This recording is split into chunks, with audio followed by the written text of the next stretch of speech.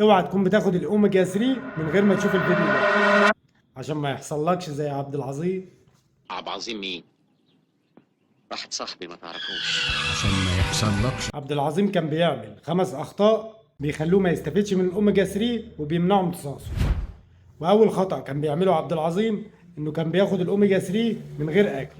الاوميجا 3 عشان تشتغل صح لازم تتاخد بعد الاكل. وتاني غلط كان بيعمله عبد العظيم انه كان بيجيب انواع فيها تركيزات قليله من الدي اتش اي، بيجيب انواع رخيصه ورديئه والزيوت اللي فيها مش نقيه وتركيزاتها خصوصا تركيز الدي اتش اي قليله زي الانواع دي. وتالت غلط كان بيعمله عبد العظيم انه كان بياخد ادويه للسيوله وخد الاوميجا 3 من غير ما يستشير الطبيب بتاعه. فالادويه دي زودت له سيوله الدم وزودت فرصه النزيف عنده. عشان كده بنصحك لو بتاخد ادويه سيوله اوعى تاخد الاوميجا 3 الا لما تستشير الطبيب بتاعك.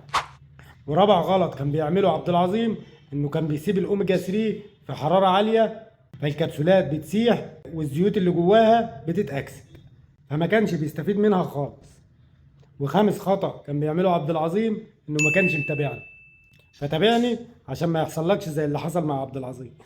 وطبعا ما تسألنيش عبد العظيم مين.